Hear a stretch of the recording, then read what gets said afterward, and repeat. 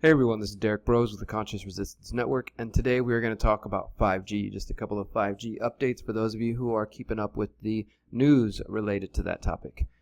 First off, I want to remind you to bookmark theconsciousresistance.com to get all of our latest content, articles, interviews, essays, podcasts, and follow us on our social networks. Support us on Patreon, and if you want to support our partners, My Brave Botanicals, then click this link right here and you can get a free ounce of kratom. And I realize that our content lately, as you can see by our website, has been focused a lot on Trump and Epstein and the whole Epstein saga, and there's going to be plenty more of Epstein coming up because I will be at the trial. But there are other important things going on, and we're going to take a look at some of those topics. Today we're talking about 5G. There will be other videos today and tomorrow coming out that have nothing to do with Donald Trump or Jeffrey Epstein. So stay tuned for that. First off, I think we should look at this propaganda piece that came out from Yahoo News Australia, titled "The Big Problem with Conspiracy Theories Over 5G Apocalypse." And this is apparently a 3-part series that started coming out just this week. It is written by Nick Wiggum. The first part was called "Everything You Need to Know About 5G Technology." And I recommend reading that as well, although it is propaganda, and he is definitely downplaying concerns and trying to make people look crazy. So, let's see what it says. You probably heard a bit about 5G by now, but there's a good chance some of it is accidentally misleading or in some cases just flat out wrong. This is the second in a 3-part series, yada yada yada, tackling the myths and fears surrounding 5G. Last month, there were protesters in Melbourne, Australia against 5G out in front of a Telstra store, while activists have been dotting the city with posters warning of the 5G apocalypse. Now let me just say this real quick. I do think saying the 5G apocalypse is probably not the way to reach most people. It doesn't mean that there isn't some really serious implications of 5G, both in relation to privacy and to health. But as you guys know, it's hard enough to reach certain people, let alone jumping to the 5G apocalypse, mind control, the end of the world type of scenarios. You know what I mean? So, I don't know. I think that it's important to think about our messaging going forward. Either way, this group, it says these various Stop 5G Facebook groups around the country with thousands of members who post their concerns and stoke fears. Anti-5G activists around the world attribute a bewildering range of health dangers to the latest evolution in wireless technology, including the idea that it causes cancer. But the fact of the matter is there's no real evidence to warrant any concern that 5G could adversely affect your health. That's just complete bullshit. Let's just say it straight up. You can search my channel for interviews I've done. You can see my video called "Sorry I Was Wrong About 5G" with a list of studies, and this guy didn't do his homework, or he's being paid to peddle bullshit. Electromagnetic radiation explained. So let's get to the typical thing where he's going to say there's 2 different kinds of radiation in the electromagnetic spectrum, ionizing and non-ionizing radiation. And this is what we've all been taught, that only ionizing, which is X-rays, gamma rays, and sunlight, can cause cancer. However, non-ionizing radiation used in telecommunications, Wi-Fi, Bluetooth, and microwaves have never been proven to cause any health effects apart from mild heating. The bottom line is 5G is non-ionizing, yada, yada, yada. What the 5G protesters are doing is misrepresenting the science. They're talking complete mistruths. So they give you a little bit of truth here. 5G operates at a higher frequency than previous 4G networks, which means it can carry more data, but it can't travel far. This actually means it has less impact on the human body, according to Dr. Carl. But Dr. Carl's not mentioning the fact that it's going to have to be installed everywhere. So it's not just that, okay, well, it's going to be at a higher frequency, so it's going to have less impact on us and less heating. Low frequency equals good penetrations, but a low data rate. That doesn't mean anything. High frequency means a very high data rate, but a low penetration rate into the human body. It stops the skin. Exactly. That's why some of the concerns are related to the skin. Other concerns relate to tumors and things of that sort. And then, of course, they got to bring in the Russian information. Russia, misinformation, and birds falling from the sky.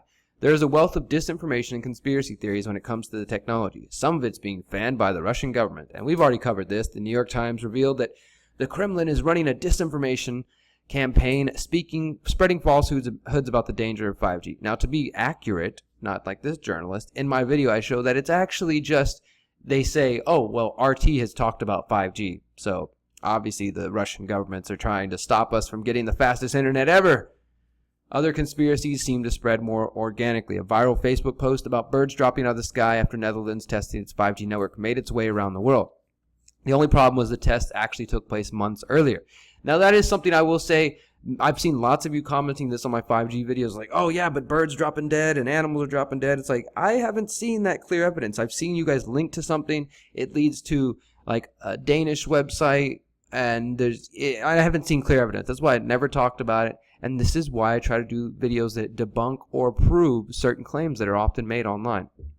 Now, it does admit that there are some reputable sources that have flagged the potential for adverse health effects when it comes to high levels of radiation, and the Austrian government recently paused its 5G rollout. But Australian authorities don't have any concerns. Australian radiation regulators unconcerned. So that's where they say. And Dr. Paul says, one bit of garbage repeated lots of times is still garbage. So if you believe 5G is a danger, apparently you're just buying into conspiracy theories and it's all garbage.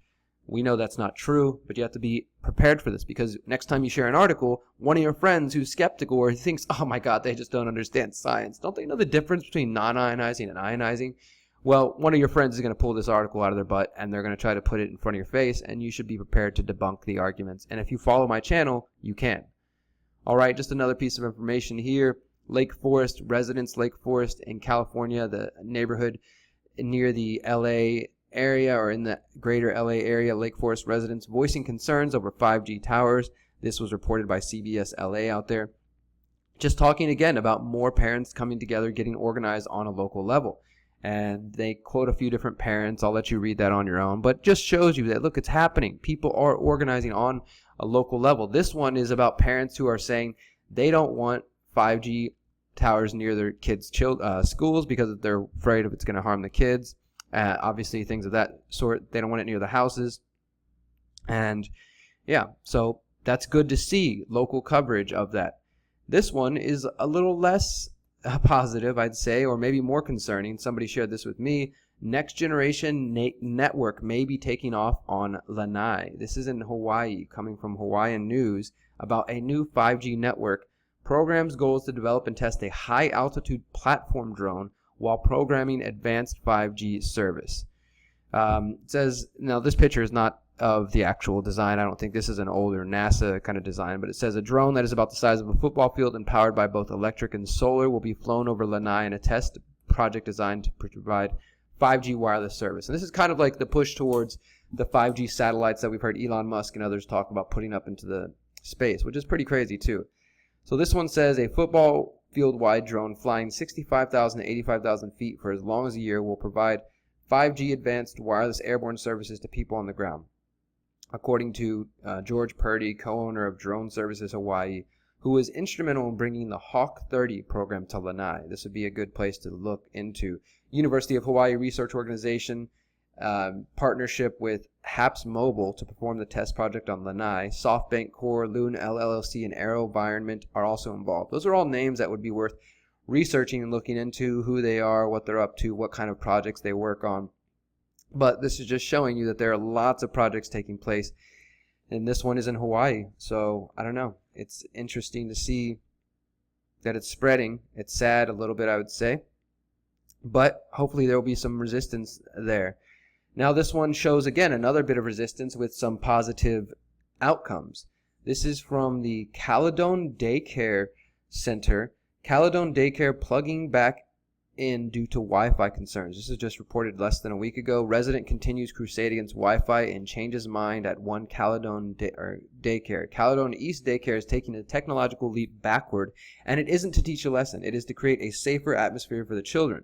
We just want to be responsible, says Brenda McCairn, Executive Director of Caledon East Children's Center. We don't know all the ins and outs, but now taking this small step could reverberate to other daycares, and while the technology is being tested and new research is coming out, it just feels like the right thing to do. Instead of using Wi-Fi, the daycare has hardwired the equipment in their offices, computers, printers, and other office staples after hearing a presentation by Caledon resident Christina Zampiro on 5G technology. So, this is pretty good. You know, this is just, and this is what you can do in your home. We've talked about this. Again, I'll put all the links below. You can hear more about her story, but that's a positive development.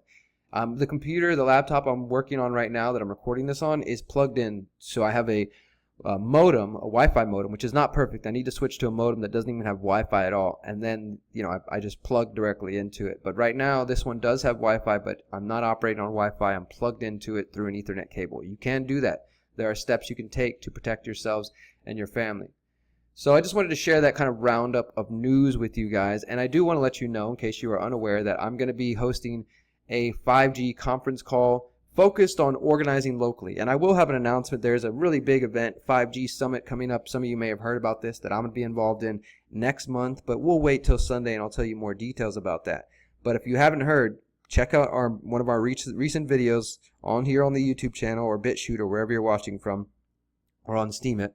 And yeah, plug in. There's the Zoom link below that video that you can find, and I will be just trying to share a little bit of insight into what I've been doing locally, what some other folks have shared with me. I've got lots of emails from people all around the world asking for information, asking for help and support on their local fights. And I've also done videos highlighting fights from other cities, and I've kind of got a good, I think, take on what we might need to be able to stop this locally. Because don't put any faith in Donald Trump stopping this on the federal level, or maybe even a state level, because here in Texas the state's also bought off. So I think it's going to come down to us organizing on the local level and helping each other take it down, or stop it from happening city by city, town by town. So that's what I'm focused on. Again, that video is on the channel. You can see the Zoom link. Sunday, 2 p.m. Central, we'll be talking about how you can organize locally against 5G. And until next time, guys, I'm going to leave it there. And remember, you are powerful, you are beautiful, and you are free. Peace.